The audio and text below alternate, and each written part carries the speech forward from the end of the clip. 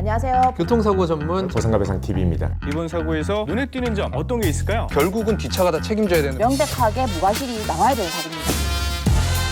매일 새로운 정보를 드리는 채널 보상가배상TV입니다. 오늘은 예전 영상에서도 항상 보험 중에서 꼭 중요하다, 그리고 이거는 꼭 최대한으로 가입해놔라 라고 하는 담보가 있었습니다. 그 담보가 80% 이상 후유장애, 고도 후유장애, 이 특약은 꼭 최대로 가입할 수 있을 만큼 가입해놔라고 이렇게 제가 강조를 했었습니다. 그러면은 오늘 제가 왜 그 특약이 중요한지 그거에 대해서 알려드리고요. 그리고 도대체 80% 이상 장애 상태가 되려면 어느 상태가 돼야 되는지 아마 궁금하실 분들도 있을 겁니다. 그래서 그 부분에 대해서도 제가 오늘 알려드리도록 하겠습니다. 그리고 제가 예전에 영상 중에요, 91회 영상, 92회 영상, 그리고 95회 영상, 이 영상에서는 후유장애 보험금, 그리고 후유장애 담보, 그리고 영구장애와 한시장애의 차이, 이거에 대해서 제가 중점적으로 설명을 드렸었고요. 안 보신 분들은 후유장애에 대한 그 영상들을 보시면은 아마 완벽한 이해가 가능하실 것 같습니다. 자, 그래서 오늘은 제가 이 특약의 중요성을 먼저 알려드리기 전에 80% 이상 후유장애 상태가 과연 어느 정도 상태인가, 그거에 대해서 먼저 알려드리려고 하는데요. 일반적인 사람들이 생각했을 때는 80% 이상 장애 상태라고 하면요, 거의 사망에 가까운 상태다, 침대에 누워서 꼼짝도 못하는 상태 아니냐라고 이렇게 생각하는 경우가 많습니다. 지금 이 방송을 보시는 설계사분들도 아마 그렇게 생각하시는 분들 많을 거고요. 설계사분들이 아니라도 일반 보험계약자, 보험에 대해서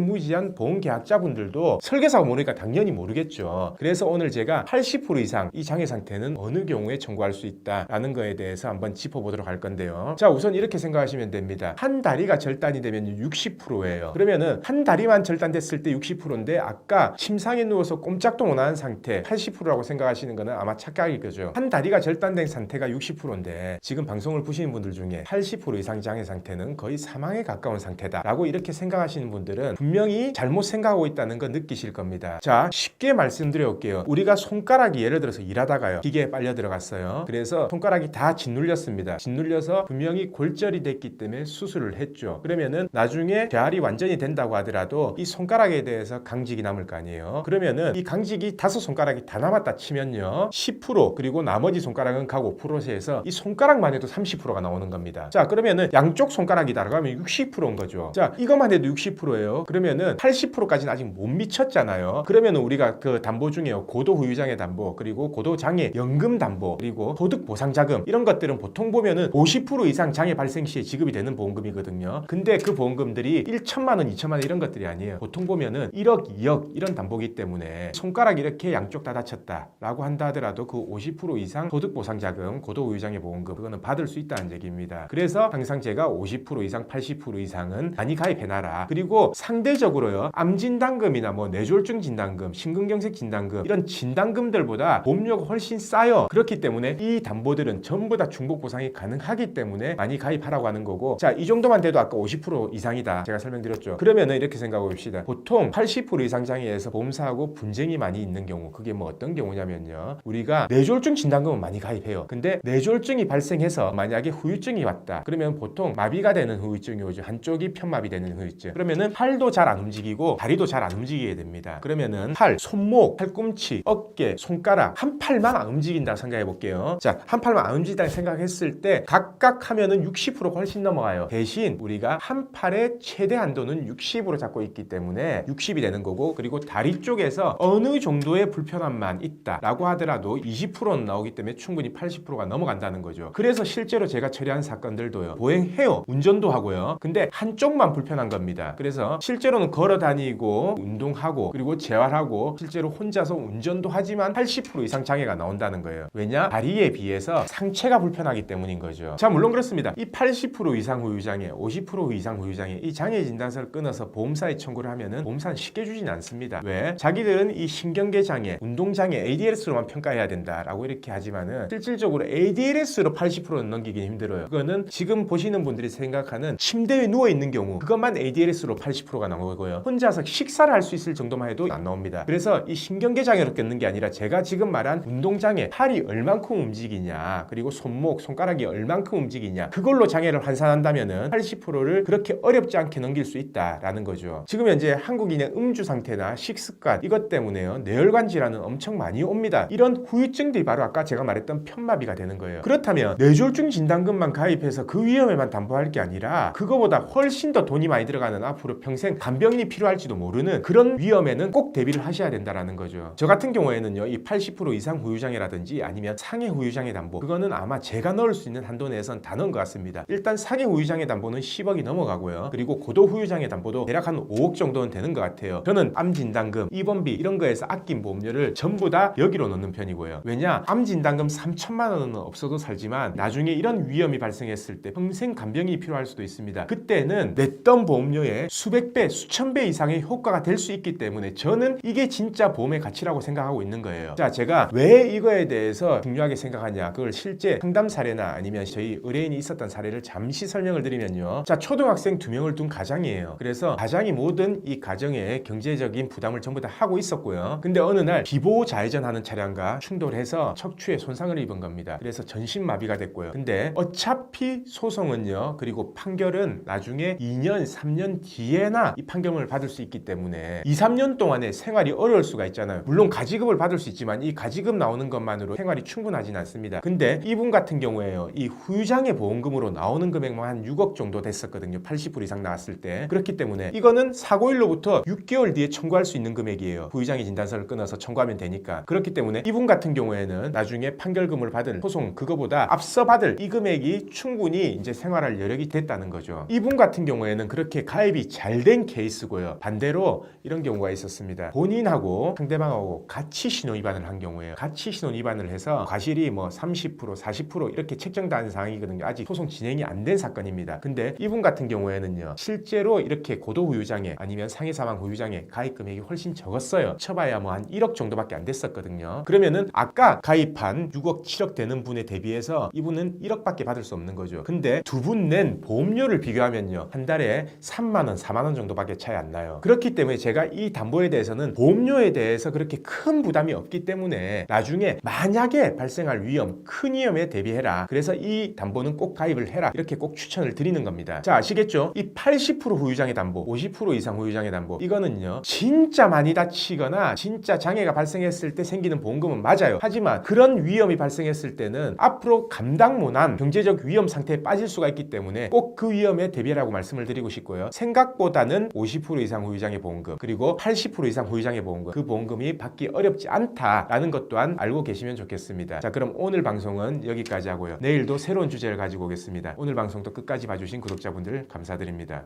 저희 보상가배상 로펌은요, 전화, 카카오톡, 폰메일 상담, 카페 상담 등으로 상담받을 수 있습니다. 저희는 서울과 부산에 사무실이 있고요.